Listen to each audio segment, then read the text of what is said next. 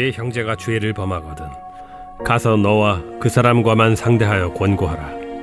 만일 들으면 네가 네 형제를 얻은 것이요 만일 듣지 않거든 한두 사람을 데리고 가서 두세 증인의 입으로 말마다 확증하게 하라. 만일 그들의 말도 듣지 않거든 교회의 말하고 교회의 말도 듣지 않거든 이방인과 세리와 같이 여기라. 진실로 너희에게 이르노니 무엇이든지 너희가 땅에서 매면 하늘에서도 매일 것이요 무엇이든지 땅에서 풀면 하늘에서도 풀리리라. 진실로 다시 너희에게 이르노니 너희 중에 두 사람이 땅에서 합심하여 무엇이든지 구하면 하늘에 계신 내 아버지께서 그들을 위하여 이루게 하시리라. 두세 사람이 내 이름으로 모인 곳에는 나도 그들 중에 있느니라.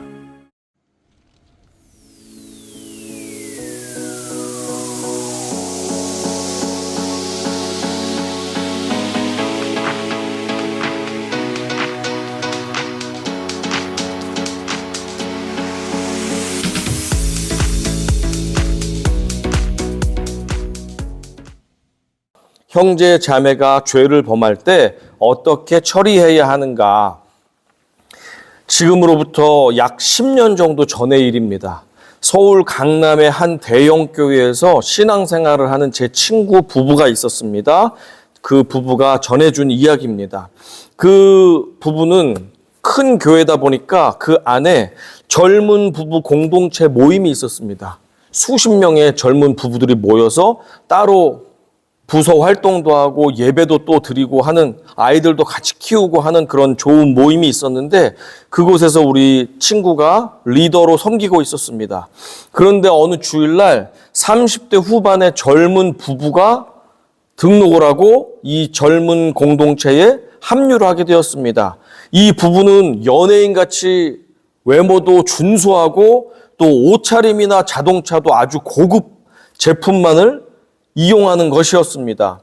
그리고 함께 예배를 드리면 막 찬양 부르다가 울기도 하고 또 설교를 말씀을 들으면 아멘 하면서 크게 은혜에 반응하는 모습을 보이니까 이 공동체 사람들이 와, 저 사람들은 인물도 연예인인데 믿음도 굉장히 좋네 하면서 굉장히 이 부부를 좋아했습니다. 그래서 짧은 시간 안에 이 부부가 친해지고 아주 가까워지는 이 공동체 모임이 되게 되었습니다. 시간이 이제 지나서 친해지니까 그 부부 중에서 형제가 남자 집사님들을 컨택하면서 만나기 시작했습니다. 그래서 하고자 하는 이야기가 무엇이냐 했더니 자기가 자동차를 수입하는 그런 일을 하고 있는데 이 젊은 사람들이 좋아하는 미국의 어떤 메이커 또 독일 메이커의 차량들을 자기가 수입을 직접 하기 때문에 형제 자매 공동체에 있는 사람들에게는 저렴하게 자기가 원가 정도에 제공을 해주겠다. 그런데 차량 금액을 현금으로 주면 내가 세금을 조금 적게 낼 수가 있으니까 그것에서 내가 유익을 찾고 너희들이 그 대신 차량 값을 현금으로 전액 나에게 주면 좋겠다 라고 하는 달콤한 말을 하니까 이 젊은 부부들이, 돈이 있는 젊은 부부들이 나도 저 수입차 좀 사야 되겠다 하면서 몇 천만 원씩 돈을 줘서 각자 잘 모르게 서로 이 사람에게 자동차 계약을 여러 사람이 하였습니다. 그러니까 이제 몇 억 정도를 이 형제가 차량 구입 명목으로 받았습니다. 그런데 차를 이제 줘야 되는데 자꾸 차를 줘야 될 때가 되면 이 핑계를 대고 저 핑계를 대고 뭐 수입에 뭐가 막혔다는 둥 뭐 시간이 지체된다고 하면서 그렇게 정중하게 부탁을 하니까 이 돈을 주었던 교회 형제들이 형제가 어렵다고 하는데 자꾸 재촉할 수가 없잖아요. 이 사람이 사기치려고 하는 것도 아닐 텐데 이 사람을 정죄하면 굉장히 예수 믿는 사람들이 안 되잖아요. 그러니까 쉬쉬 하면서 기다리고 있었습니다. 그런데 그 사이에 이 형제는 계속해서 또 다른 사람들을 만나서 자꾸 차량을 팔고 그런데 차량을 주지는 않고 돈만 받아가는 일이 계속해서 생기게 되었습니다. 자, 그러다 보니까 점점 알 수 없는 피해자들이 늘어나게 되었는데 그러다가 어느 주일부터는 이 부부가 교회에 나오질 않는 거예요. 사람들이 큰일 났다. 나 저 사람에게 차를 샀는데 차를 못 받았는데 돈도 못 받았는데 나도 하면서 이 사건이 커지게 되었습니다. 이 형제가 알고 보니까 수입 자동차를 판매하는 것, 수입하는 것은 맞는데 최근에 무리한 사업으로 인해서 빚이 많아지면서 감당할 수 없게 되니까 일단 이 교회에 새로 와가지고 여러 사람에게 돈을 받은 것으로 급한 불을 끄고 그 다음에 어떻게 해보려고 했는데 급한 불을 끄고 나니까 이 사람들에게 차를 줄 수 있는 자금이 없잖아요. 그러니까 고민하다가 이 형제가 잠적을 해버린 것입니다. 감사하게 제 친구도 큰 돈을 주고 차를 사려고 했다가 초창기에 이 사람을 여러 번 만나서 그냥 안 사는 걸로 하겠다고 하면서 사정을 해서 제 친구는 거의 주었던 그 비용의 대부분을 찾았습니다. 다 찾진 못했지만 대부분을 찾을 수 있었고 나머지 사람들은 10원도 못 받은 사람이 여러 명 있었습니다. 이 사건이 생겼을 때 성경적으로 하나님께서 예수님께서 말씀하시는 절차에 따라서 이 일을 처리했으면 좋았을 텐데 그렇게 하지를 못했습니다. 문제가 완전히 골마 터진 다음에야 피해자들이 이것을 교회 담임 목사님과 장로님에게 보고를 했습니다. 보고를 했지만 이 사람은 사건을 만든 다음에 도망가서 어디 갔는지를 알 수가 없는 거예요. 교회 목사님과 장로님들이 형사는 아니잖아요. 탐정은 아니잖아요. 어떻게 찾을 수가 없잖아요. 너무 늦어버린 상태에서 이게 교회에 알려지게 되었고 이 사람을 어떻게 해결할 수가 없었습니다. 그런데 어떤 남편들은 아내 몰래 비상금으로 이런저런 재산을 처분해서 차량 금액을 5천만 원, 6천만 원 막 준 사람들이 있잖아요. 그 사람들은 아내들하고 갈등이 생기고 부부싸움을 하게 되고 이 사람들은 교회에서 믿었던 사람이 뒤통수를 치고 도망가니까 신앙적으로 하나님 어떻게 교회에서 이런 사기를 당할 수가 있습니까? 하나님하고 관계가 나빠지게 되고 정신적인 상처도 받게 되고 그렇게 하면서 아주 피해와 고통이 말도 못하게 되었습니다. 결국에는 이 피해받은 형제들이 법정으로 고소를 해가지고 이 형제를 찾았고 감옥에 가두면서 이 일이 일단락이 된 사건이 있습니다. 우리가 이렇게 교회 생활을 하다 보면 교회라는 공동체에서 같이 신앙생활을 하다 보면 누군가가 잘못을 저지를 때가 있습니다. 왜냐하면 교회는 죄인들의 모임이라서 그렇습니다. 아직 완성이 되지 않은 죄의 유혹에 넘어갈 수 있는 연약한 자들이 모인 공동체가 교회입니다. 그러다 보니까 이것이 금전 문제가 생길 수도 있고 범죄 행위가 있을 수도 있고 도덕적으로 할 수 없는 일을 누군가가 할 때가 있습니다. 그렇죠? 교회 생활을 하다 보면 인간은 죄인이기 때문에 아무리 노력해도 그런 사람들이 생깁니다. 그럴 때 우리 성도들이 범죄를 저지른 형제 자매를 대하는 데 있어서 실수를 하는 경우가 있습니다. 그 첫 번째 실수가 무엇인가 했더니 쉬쉬하는 태도입니다. 신앙 공동체 안에서 금전 거래는 절대적으로 하지 말라라고 하는 우리 신앙 선배들의 조언이 항상 있어 왔습니다. 왜냐하면 신앙 공동체 안에서 금전적인 문제가 생기면 그것이 굉장히 어렵게 해결이 될 일이 되는 경우가 많기 때문입니다. 만약에 금전 거래를 누군가 서로가 했습니다.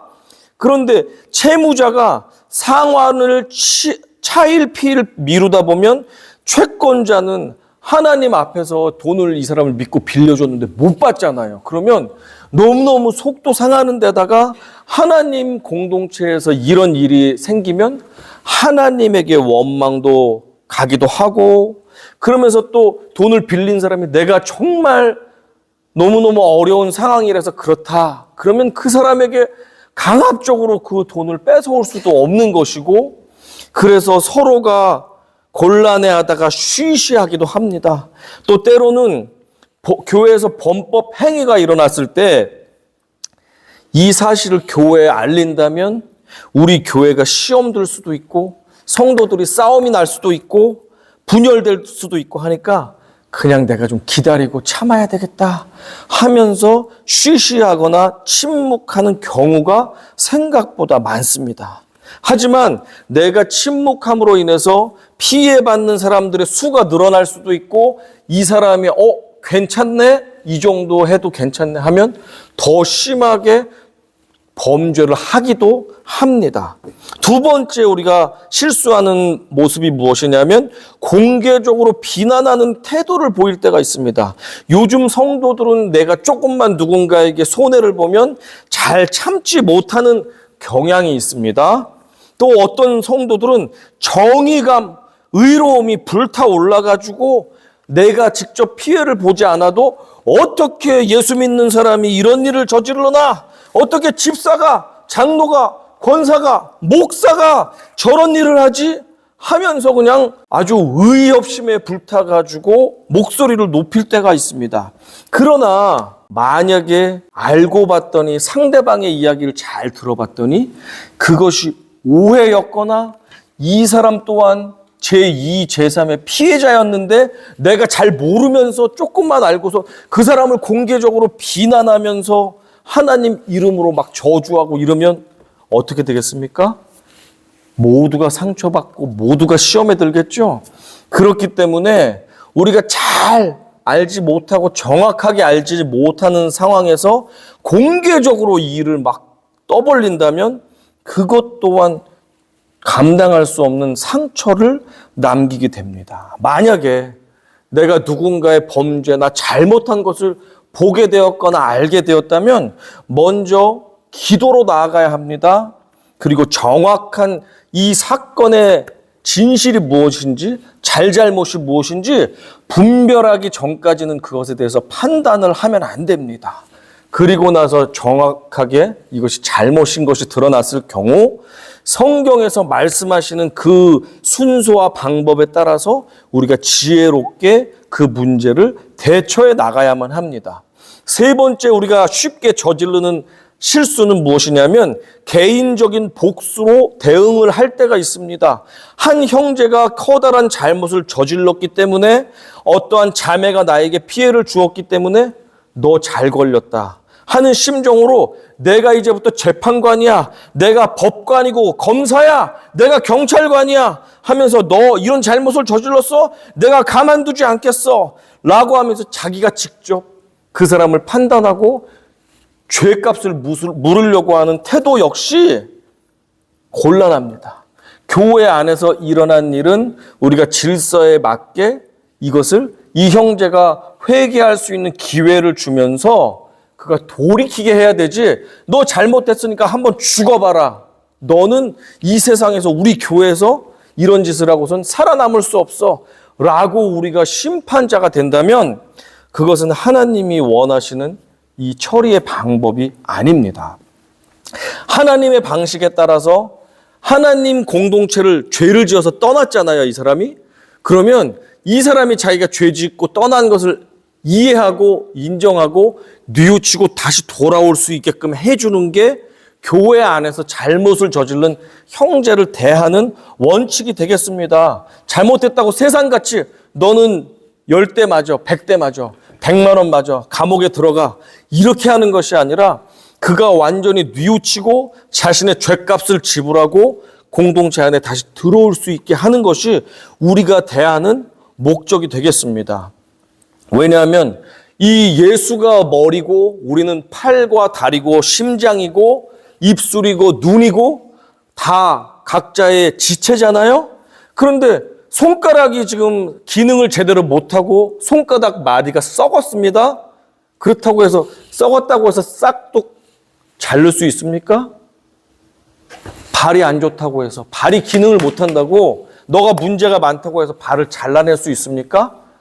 잘라도 잠깐은 살 수 있겠지만 팔, 다리, 눈, 심장 다 도려내면 예수 그리스도라는 머리와 한 몸을 가진 교회는 생명을 결국에는 유지할 수가 없습니다. 이 사람은 이 잘못을 했으니까 잘라내고 이 사람은 이 잘못을 했으니까 도려내고 하면 교회는 난장판이 되고 생명을 잃을 수밖에 없습니다. 어떻게든지 이 썩은 팔이 다시금 썩은 것을 돌이켜서 새로운 살이 살아날 수 있게끔 생명력을 다시 가질 수 있게끔 우리가 최대한 도와주고 기다려주고 그래서 다시 온전한 기능을 할 수 있게끔 해주는 것이 한 몸에 소속된 우리 공동체 일원들의 자세인 것입니다. 아멘? 그렇습니다. 자, 그래서 성경은 그 원리를 이렇게 말씀합니다. 갈라디아서 6장 1절입니다. 같이 읽어보겠습니다. 시작. 형제들아, 사람이 만일 무슨 범죄한 일이 드러나거든 신령한 너희는 온유한 심령으로 그러한 자를 바로잡고 너 자신을 살펴보아 너도 시험을 받을까 두려워하라 라고 되어 있습니다. 그에 대해서 바로잡아. 우리가 한 몸인데 암세포가 있습니다. 이 암세포 계속 도려내면 사람은 살 수가 없죠. 이 암세포를 빨리 치료해서 건강한 세포가 되게끔 우리는 해야 되고, 그렇지만 이것을 내버려 둔다면 이 죄와 독성이 계속 퍼지죠. 장기로 퍼집니다. 그렇게 되면 이 공동체가 생명력을 잃으니까 너는 잘못이 있고 오염이 있을 때 그것을 돌아보아서 고칠 수 있게 최대한 애를 써라. 그래서 너도 그 죄악의 더러움에 질병에 오염되지 않게 해라.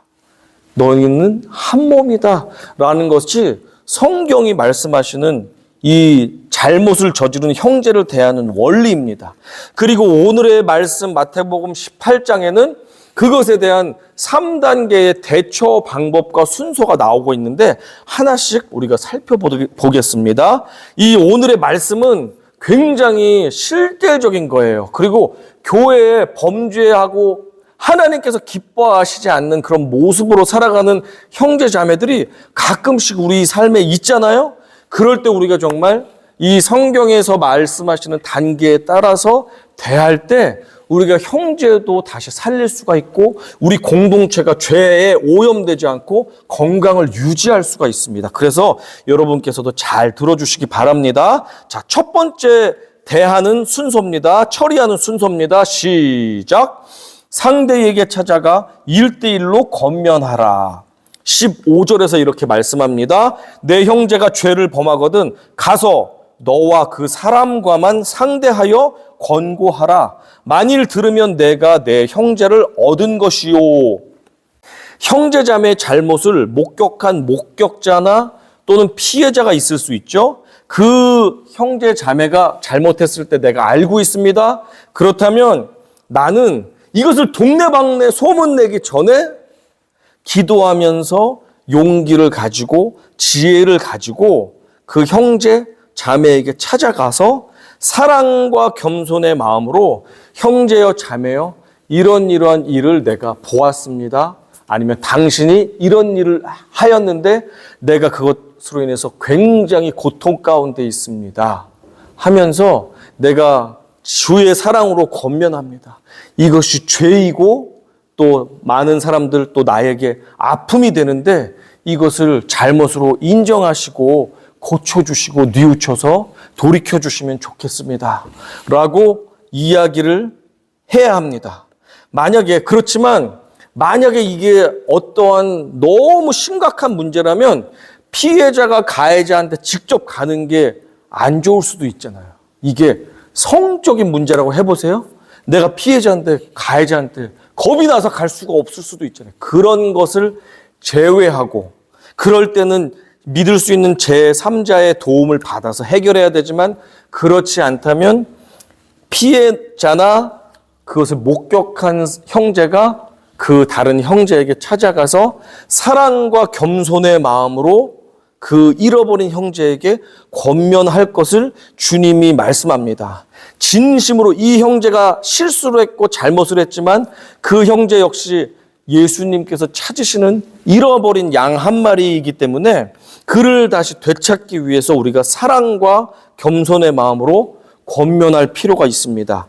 이렇게 한 영혼을 얻어야 되는데 그 한 영혼을 얻는다라는 표현은 우리 마태복음 바로 앞에 보면 잃어버린 양의 비유가 나옵니다. 99마리의 양을 지금 가지고 있지만 한 마리를 지금 잃어버린 목자가 나와요, 성경에. 그때 목자는 이 99마리를 잠깐 안전하게 내려놓고 한 마리를 찾으러 간다. 예수님의 마음이 잃어버린 양을 찾는 것에 큰 마음이 있다라는 것을 성경에서 말씀하고 있는데, 이 지금 범죄를 해서 공동체 안에서 잠시 떠났지만 이 형제는 하나님께서 자신의 생명을 들여서 지불해서 구원하기를 원하는 잃어버린 양이 됐잖아요. 그 양이 다시금 돌아올 수 있도록 먼저 1대1로 권면을 하는 것이 필요합니다. 이 잃어버린 양에 대해서는 13절에 나옵니다. 진실로 너희에게 이르노니 만일 찾으면 길을 잃지 아니한 99마리보다 이것을 더 기뻐하리라 라고 주님께서 말씀하셨습니다. 우리는 그 잃어버린 양을 다시 찾아오는 심정으로 이 죄를 범한 형제에게 사랑과 겸손의 마음으로 권면해야만 합니다. 둘째 순서 읽어보겠습니다. 시작. 만일 듣지 않거든 신뢰할 만한 증인들과 함께 가서 권면하라. 16절입니다. 만일 듣지 않거든 한두 사람을 데리고 가서 두세 증인의 입으로 말마다 확증하게 하라. 하지만 사람이 죄에 오염되면 죄의 유혹이 강렬하기 때문에 한 사람의 권면만으로 듣지 않을 때가 자주 있습니다. 한 명이 주장한다면 당신이 잘못 본 거예요. 저는 그런 일 한 적이 없습니다. 라기가 쉽고 자신은 결백하다라고 오해라고 하면서 그렇게 오히려 적반하장식으로 반박을 하기가 쉽습니다. 그래서 우리는 복수의 한 명이 아닌 2명, 3명 정도의 명백한 증인들 혹은 이 교회 공동체에서 누구라도 존경할 수 있는 그런 한두 명의 리더들을 데리고 함께 찾아가서 권면할 필요가 있습니다. 그리고 나만 본 것이 아니라 여기 있는 사람들도 봤습니다. 그러면 객관성이 더 정확해지죠? 나만 이것을 본 것이 아닙니다. 여기 집사님도 여기 권사님도 보았습니다. 그렇게 형제가 잘못한 것을 우리가 보았습니다. 하지 말아주시기 바랍니다. 돌이키시기 바랍니다. 하나님께서 기뻐하시지 않습니다. 회개하고 우리 다시 함께 예배합시다 라고 사랑으로 그를 책망하는 것이 아니라 미워하는 것이 아니라 사랑으로 안타까운 마음으로 우리 집 나간 사춘기 아들, 망나니 아들 돌이키라고 할 때 우리 어떻게 돼요? 야 이놈의 새끼야 라고 하지 않잖아요. 그래 돌아와라. 그 아버지의 마음, 잃어버린 양을 찾는 목자의 심정으로 우리가 두세 증인과 함께 그에게 권면할 필요가 있습니다.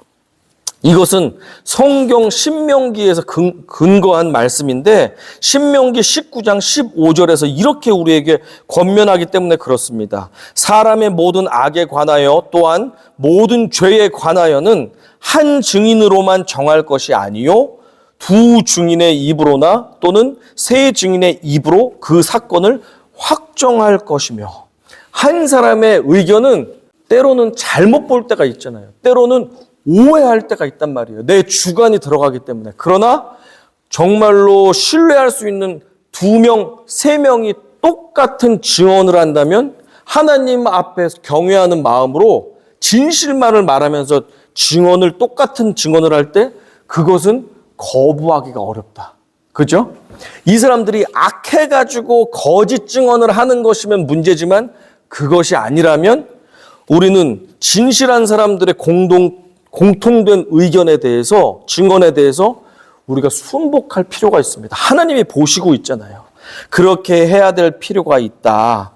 우리가 진심으로 여러 사람이 한 목소리로 권면할 때 우리가 만약에 죄를 지었다면 이것이 잘못이구나 깨닫고 다시금 회개하고 돌이킬 필요가 있습니다. 우리도 마찬가지입니다. 우리도 연약하기 때문에 잘못할 수가 있잖아요. 저 사람만 잘못하는 게 아니라 내가 잘못을 저지를 때도 두세 사람이 진실되게 권면할 때 그게 하나님이 나를 회개하라고 하시는구나 깨닫고 우리가 돌이킬 필요가 있습니다. 자, 그런데 여러 객관적이고 신뢰할 만한 증인의 권면에도 아닙니다. 안 듣습니다. 라고 할 때는 마지막으로 순서가 있습니다. 세 번째 순서 읽어보겠습니다. 만일 듣지 않거든 교회 전체가 권면하라. 17절 만일 그들의 말도 듣지 않거든 교회의 말하고 교회의 말도 듣지 않거든 이방인과 세리와 같이 여기라. 심각한 경우입니다. 범죄한 형제는 여러 증인들의 명백한 증거와 권면에도 끝까지 부인하는 경우가 있습니다. 이거 부인 안 하면 생매장을 당할 것 같으니까 부인할 경우가 있습니다.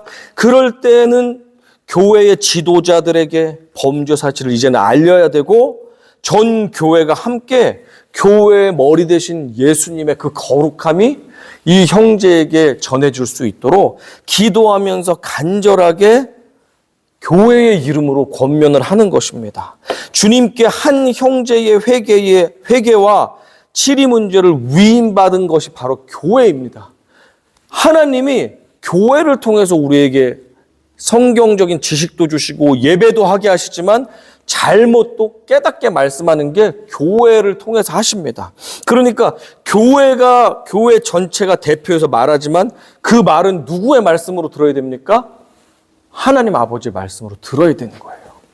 그렇게 해서 전 교회가 이것은 정말 하나님 앞에서 사람 앞에서 잘못이구나 확실히 근거를 가지고 있을 때 형제여 이것을 돌이키십시오. 뉘우치시고 돌아오십시오. 라고 권면을 하는 것입니다. 그럼에도 불구하고 이 형제가 듣지 않을 수도 있죠. 듣지 않는 경우가 있습니다. 그러면 예수님이 뭐라고 하셨냐면 너희가 세리와 이방인 대하는 것처럼 그 형제에게 선을 긋고 교류를 하지 말고 함께 예배를 드리지 말아라. 그래서 그를 내버려 두어라. 그가 깨달을 때까지 그렇게 해라. 라고 명령하셨습니다. 우리 중에는 그렇지만 이렇게 생각할 수 있습니다. 좋은 게 좋은 거고 교회는 사랑이 빠지면 안 되잖아요. 조용히 넘어갑시다. 라고 하는 사람들도 있습니다. 또 죄 있는 사람이 돌 던지라고 했는데 저 사람 우리도 죄 짓는데 이거 그냥 누가 돌 던지겠어? 하면서 그 사람에 대해서 잘못을 지적하지 않는 것도 우리는 잘못입니다. 또한 어떤 사람들은 교회의 높은 리더나 아니면 목회자가 잘못할 경우 어떻게 됩니까? 교회가 시험 들고 성도가 시험 들고 교회가 쪼개지고 분열될지도 모르니까 덮어둡시다 라고 하는 경우도 있죠. 그것도 그렇게 하면 안 된다라는 것입니다.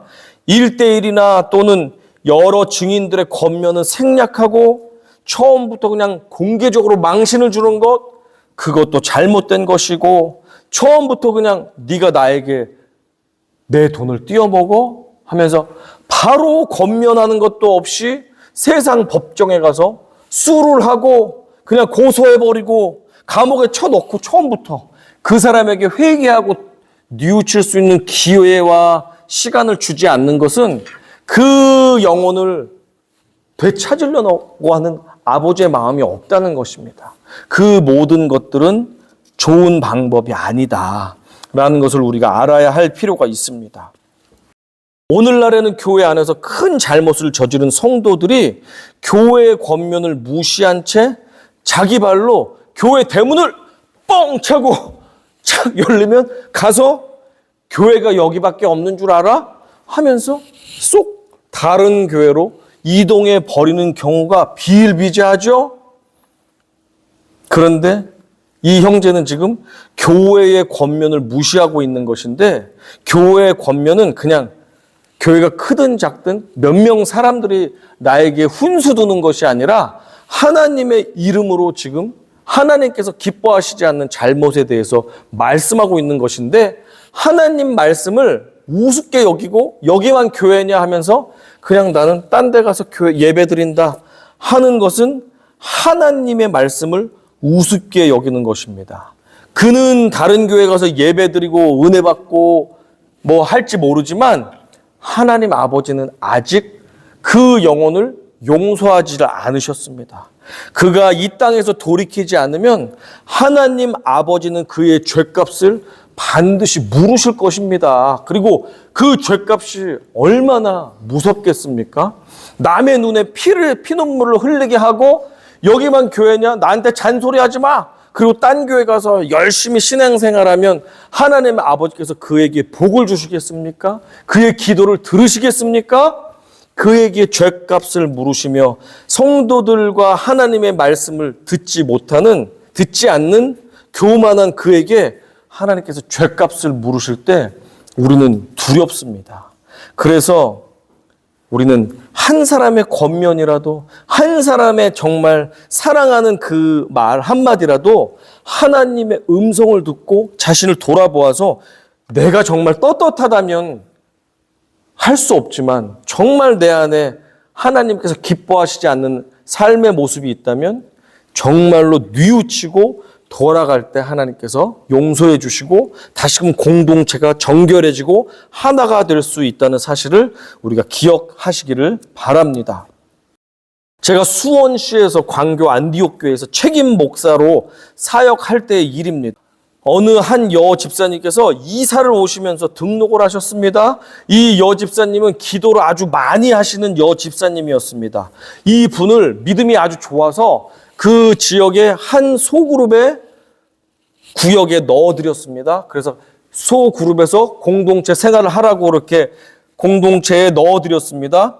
그리고 나서 잘 지내는 줄 알았는데 얼마 뒤에 이 소그룹의 리더가 연락이 왔습니다. 목사님, 새로 온 이 집사님이 제가 모임을 인도하려고 하면 자꾸 이 얘기 저 얘기를 하고 자기가 꿈을 꾸었고 환상을 보았고 자기가 기도를 얼마나 많이 해서 은사가 이렇게 많은데 이것은 이것이고 저것은 저것이다 하면서 제가 이 모임을 인도하지 못할 정도로 자꾸 끼어들고 가르치려고 들어서 참 어렵습니다 라는 이야기를 전해 주었습니다. 그 이야기를 들으니까 제 아무리 영성이 뛰어나고 기도를 많이 하는 집사님이라고 해도 어떻습니까? 교회 안에는 질서가 있죠. 목사님이 있고 리더들이 있고 각 그룹마다 그 질서들이 있고 모두가 평등하지만 역할이 다 다른데 자기가 리더로 지금 온 것이 아니잖아요. 그런데도 자기가 착각을 하고 자기가 기도를 더 많이 하고 자기가 보니까 자기가 더 뛰어난 것 같으니까 리더를 무시하고 됐고 이건 이거이고 저건 저거예요. 기도를 이렇게 해보세요 하면서 이 공동체의 리더십을 무너뜨리고 자기가 리더 역할을 하는 것입니다. 그래서 그것은 교회의 질서를 무너뜨리는 것은 그녀가 얼마나 대단하든지 얼마나 기도를 많이 하든지 상관없이 잘못된 것이기 때문에 제가 이것은 성숙한 성도라면 깨달을 수 있을 것 같아서 제가 며칠 기도를 한 다음에 그 여집사님을 불렀습니다. 그래서 1대1로 대화를 했습니다. 왜냐하면 원래적으로는 이 소그룹 리더가 만나서 대화를 해야 되지만 이 자매님은 너무 소심하고 이 기도 많이 하는 이 집사님한테 영적으로 제압을 당해서 눌려가지고 앞에서 말을 못하는 거예요. 그래서 제가 교회 대표성이 있다 보니까 제가 대신 이야기를 했습니다. 자매님 이렇게 오셔서 감사한데 공동체 리더가 이렇게 있는데 자꾸 가르치려고 하시면 안 된다고 그렇게 말씀을 드렸습니다. 그랬더니 자기는 도와준 것뿐이지 가르치거나 잘난 척한 것이 전혀 없습니다 라고 하면서 억울하다고 변명만을 늘어놓았습니다. 그러나 자매님 잠잠고 그냥 조용히 도와주십시오. 그리고 나중에 자매님이 때가 되면 저희가 리더로 세워드리겠습니다. 그때까지는 조용히 이 소그룹이 잘 세워줄 수 있게 기도해 주시고 리더가 잘하게끔 도와주세요 라고 하고 헤어졌습니다. 그런데 어떻게 됐습니까? 이 자매님은 고치질 않습니다. 자기가 기도해서 막 응답받고 막 아는 게 많다고 리더를 무시하고 계속 자기가 리더 역할을 하는 것입니다. 안 되겠다 해서 여 전도사님하고 제가 같이 다시 한번 이 자매님을 불러서 대화를 했습니다. 더 간곡하게 대화했고 그 소그룹에 있는 멤버들이 그 상황을 객관적으로 이야기한 증언도 다 듣고 그래서 그것까지 전해드렸습니다. 이렇게 불편하게 생각하니까 자매님 좀 절제해 주십시오 라고 했는데, 이 자매님이 울고 불고 자기는 억울하고 자기는 이 여기가 잘 되기 위해서 그냥 몇 마디 거들었는데 그런 말도 못하냐고 하면서 그냥 변명만을 늘어 놓았습니다. 그래서 결국엔 고쳐지지 않아서 자매님 이제 그 공동체에서 나오시기 바랍니다. 함께 할 수가 없습니다. 라고 말씀을 드렸습니다. 떼어놓고 자기도 생각할 수 있게끔 저희가 그렇게 했습니다. 그랬더니 이 자매님이 그냥 억울하다 하면서 결국에는 저희 교회를 떠나고 말았습니다. 제가 한 몇 년 전이죠. 한 7년 정도 전에 일어난 일인데, 교회에서 이렇게 사소한 거잖아요. 사실 그 공동체에서 겸손히 섬겨주면 좋겠는데 리더도 필요 없고 내가 리더야 하면서 자기가 그냥 날뛰고 이렇게 하니까 모두가 불편한 것을 깨닫지 못하고 이렇게 교회에서 제재를 하고 권면을 하는데도 듣지 않는 그 자매님을 볼 때 내가 그때 조금 더 겸손하게 조금 더 사랑으로 기다려줬으면 그 자매님이 돌이켰을까? 이런 생각이 듭니다. 그러나 성경적으로 볼 때 계속해서 이 공동체를 무너뜨리려고 하고 질서를 파괴하려고 하는 이 사람을 마냥 내버려 뒀다면 이 리더도 시험에 들고 그 멤버들도 실족하여서 더 큰 문제가 날 수 있었겠구나. 내가 마음은 속상하고 아프지만 이렇게 한 것은 어쩔 수가 없는 일이었구나 라는 생각을 하게 되었습니다. 때때로 죄인들의 공동체인 교회 안에는 누군가 하나님께서 기뻐하시지 않는 잘못을 저지를 때가 있습니다. 만약 그러한 사실을 여러분들이 우연히 발견하거나 목격하게 되었다고 해보십시오. 그렇다면 무엇보다도 우리가 먼저 해야 될 것은 은밀히 보시는 주님께 기도로 나아가셔야 됩니다.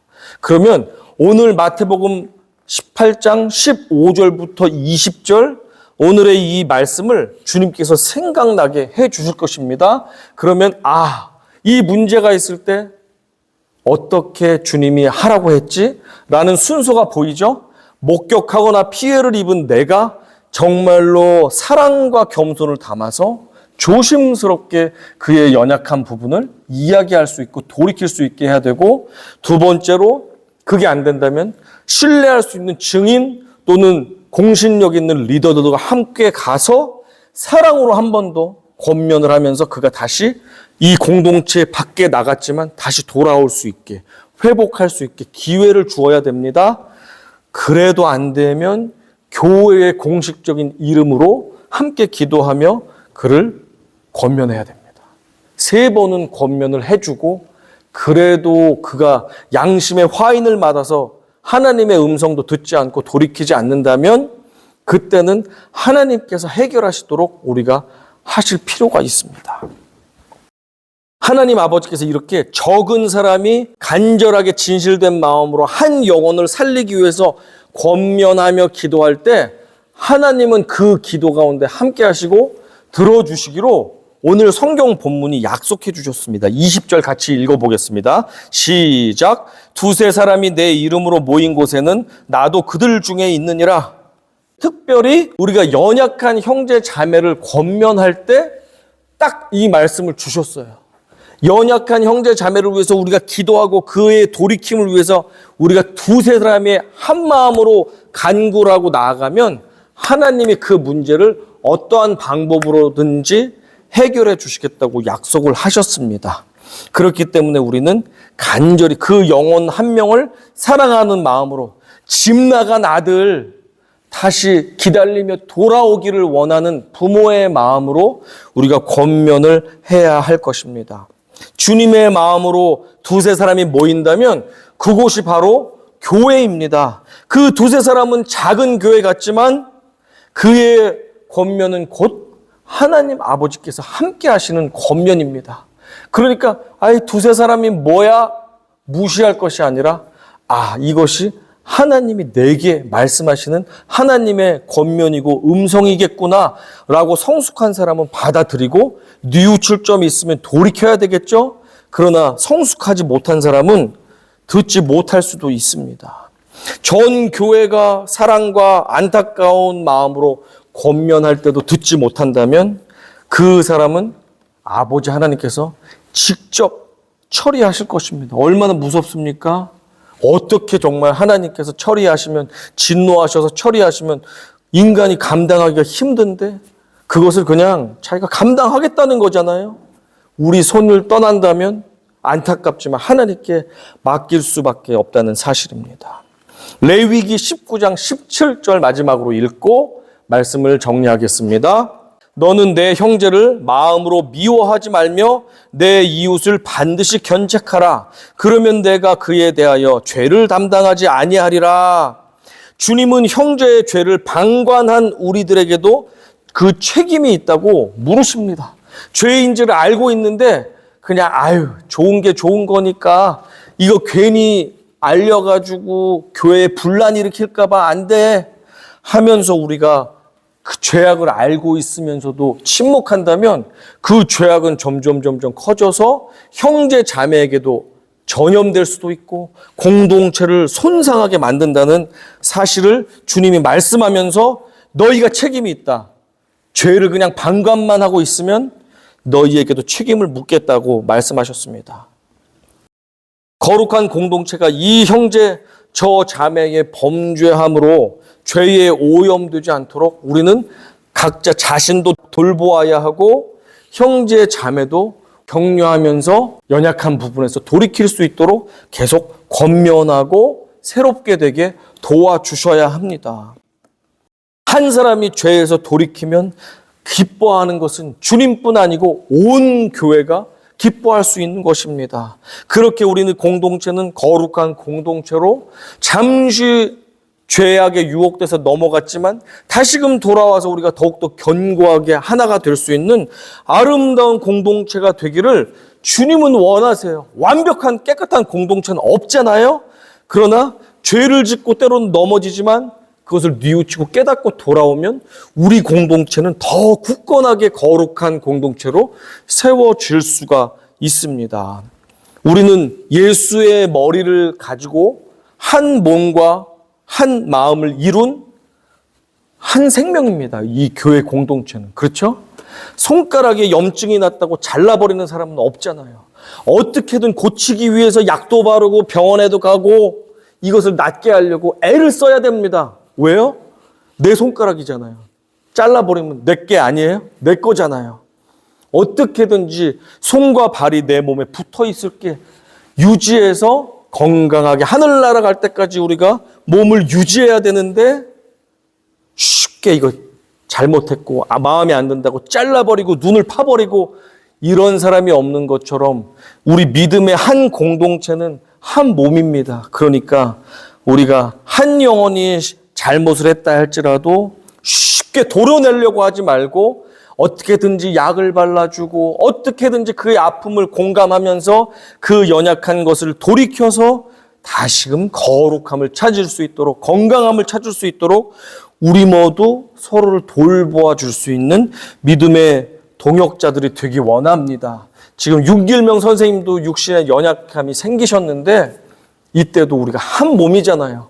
같이 아파하면서 같이 그녀의 회복을 위해서 기도하고 서로 돕고 하는 한 몸을 이룬 우리 아름다운 공동체로 든든하게 세워져 가기를 주님의 이름으로 당부드리며 권면합니다. 아멘.